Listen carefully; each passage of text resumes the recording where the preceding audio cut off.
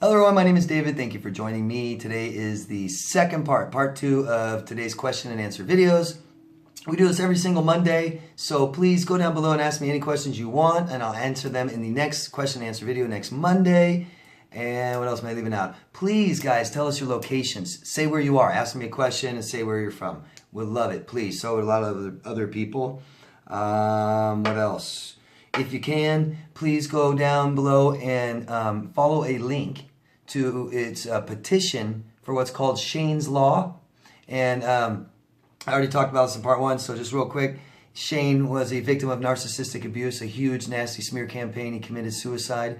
And now there's been a petition that is been brought up for a law called Shane's Law after his name to help protect people that have been victimized like us by narcissists, okay, and hold them accountable. So even if you're not in America, where this law is, hopefully will be a real thing, it's a step in the right direction.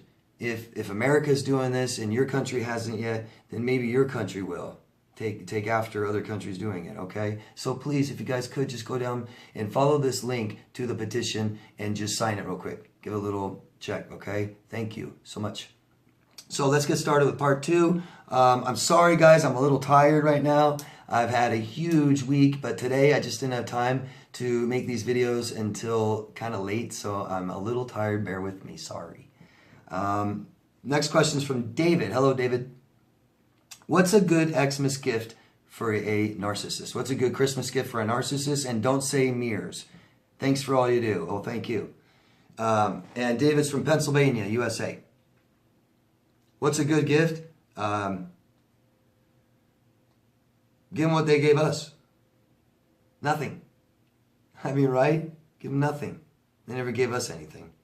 Usually, typically. Yeah, I could go all day with this.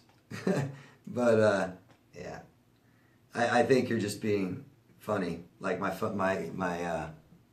videos where I make fun of stuff like this. But, yeah. Give them nothing, say nothing, do nothing. Give them your back. Walk away. Gypsy from Ohio here. Hello. I posted here a few weeks ago about how after a year and a half of being no contact that I instilled, the narc had left voicemail saying he loved and missed me. Yes, his number is blocked, but it doesn't stop them from leaving voicemails since that didn't work. He tried to get a reaction by saying I hurt him. He has a good heart. He was confused, blah, blah, blah. That did not work either. So today he tried the I'm ill. I have polyps on my liver. I Googled. They are not life-threatening.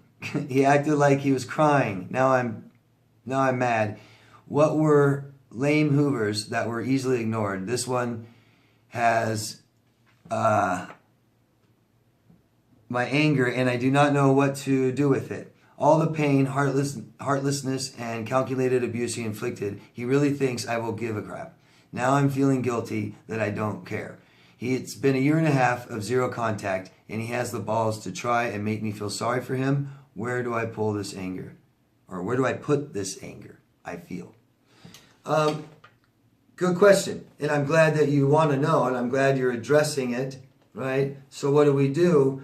Well, and it's good because we don't want to lose sight of anger. You know, I said that emotions that are big and strong, especially anger, that are left open, they can stay open forever. They usually do. And anger will stay with us. And you got these people that walk around angry all the time, and you ask them why, they don't even know why. I'm not angry. Get away from me. You know? But, so that's good. We need to do stuff with anger. You know, there's all kinds of stuff. Physically, you can work out and things like this. That's good. Helps calm us down. But we need to talk about the situation, you know, what made you angry. So find out what exactly is making you angry. Talk about it. Address it. Write it down. Talk about it to yourself. Record it. Listen to it. Videotape yourself. Record yourself. Okay? There's all kinds of different things to do.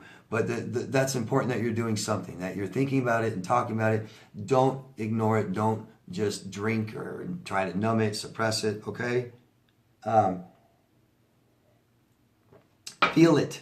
Find the exact reason and release it, okay? Try to find healthy ways to release it. Not unhealthy ways. Destructive. Bad. Bad for you. Bad for other people. Not ways like that.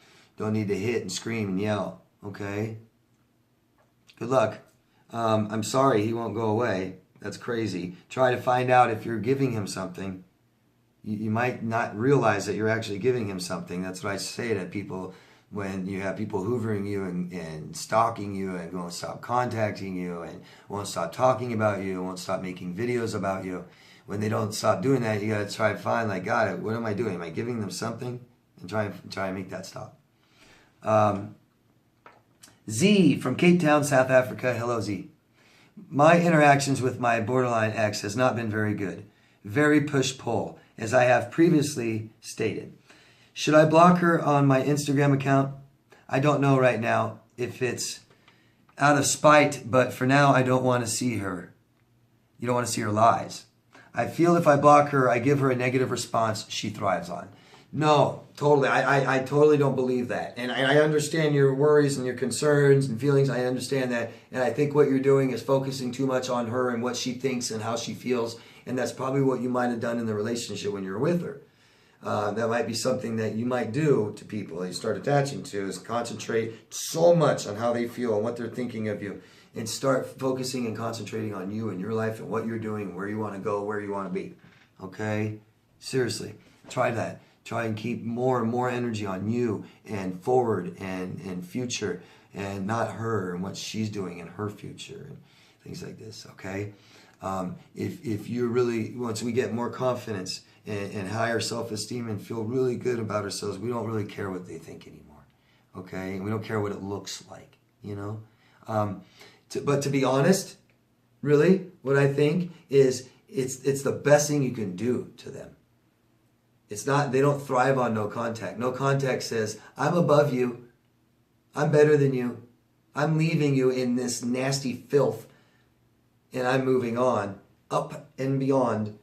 You know, it's saying, I don't need you anymore. I don't want you anymore. I don't care anymore. I don't want to hear anymore. I don't want to know anymore. Ugh. I'm done. It's final. Do it. It's good for this. It's good for this. It tells your brain it's over. Helps you stop thinking, worrying so much. Okay? All right? Stop worrying about what she thinks and what other people think and what you look like. Okay? Shell. Don't know where you're from. Hi, David. I hate it when family and friends think I have got out of just a bad breakup, telling me to get over it and stop thinking about it. David, I like how articulate you are about this subject. Thank you. Could you please create a video on how we can better explain in 10 to 15 minutes this bizarre experience of ours to people who are unfamiliar with psychopathy? Our narrative ought to stop people in their tracks. They ought to feel horrified and concerned for us because what I went through almost killed me. Thank you. Yeah, that's great. You know, I started my channel in hopes that I'll be able to find creative ways to get people who have never been through this and don't understand to understand. I'm going to do a video like this. And I love when people ask me to do videos that I really want to do, you know. So, yeah, I'll do a whole video about this. And I can't tell you exactly when it'll be done, you know, but I will start it soon. And this is a great idea. It's easier to explain later. It's harder to explain when it's more fresh. The fresher it is, the harder it is to explain. The more emotionally involved and attached we are, and all these bad, negative feelings about it. It's trauma. It's trauma. You've been traumatized. So try to talk about trying to talk about traumatic experiences when you're in them or just came out of them is pretty intense. Trauma also means you may not understand what happened. So trying to explain it is difficult. And it upsets people. Also, it can be very upsetting to someone to say, you don't understand, I've been so badly hurt, I'm so upset, it was so bad, and no one can help you, you know? They can't sympathize. They try to empathize, but they're like, you know, like, I'm sorry, you know. It's stressful. So it's a lot easier to do after you've healed, okay? So I'll explain this kind of stuff in the video. Thank you. Look forward to it.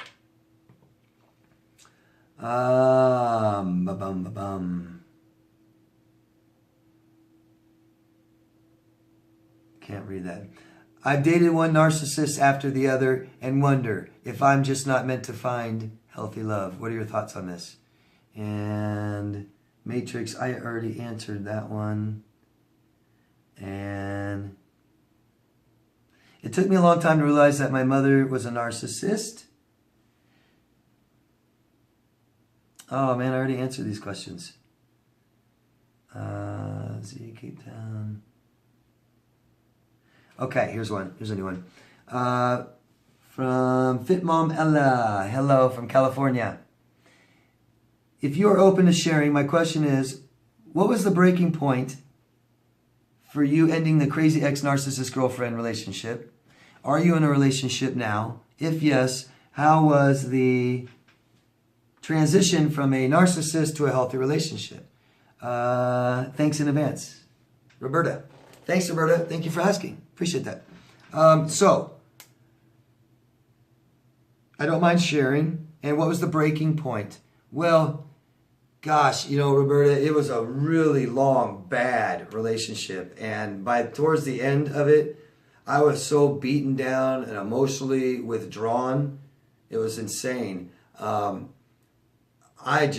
couldn't stand her by the end of it.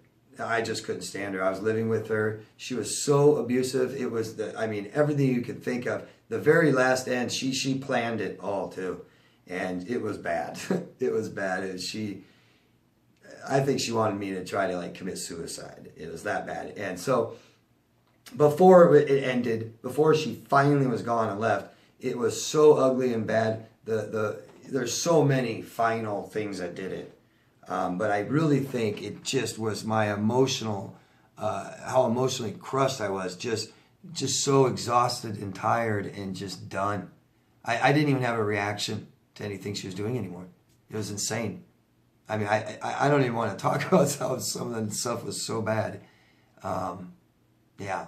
So, and it was in my house. I owned the house.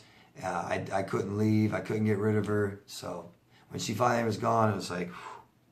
But, I do have a girlfriend. Thank you for asking still, and love her very much. And it's the most amazing relationship I've ever had because I'm the healthiest I've ever been. So I'm also with a very healthy person. So it's great. It's great. The transition took a while, took a long time. And that's why I recommend to you guys, don't date for a while. You can't. You had a traumatic relationship, figure it out. Learn from it. I didn't know about this stuff. It took me a long time to find this information out. That's why I always insist that you guys try and help support this information to get it bigger and reach further for people. But I took a few years off, no dating, and I said that. I tried dating right after, and it was just miserable, miserable. Oh my gosh, it was miserable. I just saw the worst in every girl, and they were unhealthy anyway, so it wasn't hard. So I guess that's good. I was very hypervigilant and wouldn't take any crap BS from people anymore at that point. And I just couldn't. And like I said, I didn't know what was wrong. So I just decided to be as healthy as I could. And I just stopped bad things and started good things and just worked hard and really kept to myself for a while. Which now I know wasn't the best thing to do, the isolation part that I did a lot of, but now I know. So after a few years of not dating and being left with just me and working on me and becoming a very strong, healthy, happy person on my own, not with somebody, not because of somebody. And then I had so much more to offer, you know, the great person I'm with now. I was able to be great too.